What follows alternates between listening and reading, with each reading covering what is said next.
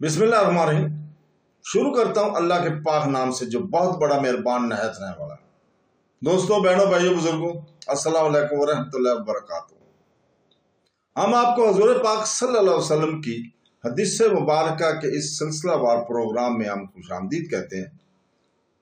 और ये सिलसिला हमने हदीस मुबारक सही बुखारी से शुरू किया हुआ है, जिसे उम्मत मुसलमान ने कुरान पाक के बाद सबसे मोतबर किताब करार दिया है।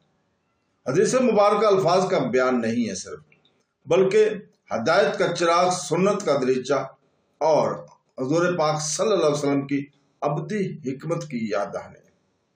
तो दोस्तों, बहनों, भाइयों, बुजुर्गों, आइए आपके सामने हम आज सही बुखारी की हदीस नंबर 72 को बयान कर रहे हैं और आप इसको सुनें।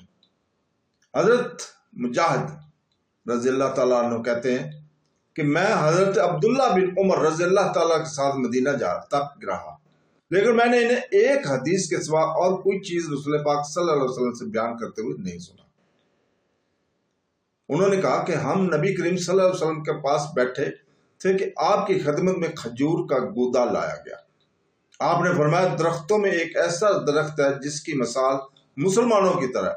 मैंने इरादा किया कि बताऊं वो खजूर है, लेकिन मैं लोगों में सबसे छोटा था, इसलिए खामोश रहा।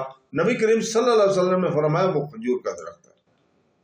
तो दोस्तों, बहनों, भाइयों, बुजुर्गों, इसके साथ ही आज हम इजाजत चाहेंगे और अल्लाह ताला की शुक्रगुजार है कि उसने हमें अपने प्यारे नबी हुज़ूर पाक सल्लल्लाहु अलैहि वसल्लम की इस हदीस मुबारक, इस कलाम को हमें नवाजा। और अल्लाह ताला से दुआ करते हैं कि वो हमें कुरान पाक और हदीस मुबारक को पढ़ने, सुनने और समझने और इसके ऊपर अमल करने की तौफीक अता फरमाए। तो दोस्तों, बहनों, भाइयों, कल तक की इजाजत चाहते हैं। कल इंशाअल्लाह ताला हम इसी वक्त आपके सामने सही बुखारी की 73 नंबर हदीस को बयान करेंगे। तो कल तक के लिए इजाजत। अल्लाह हाफ़िज़।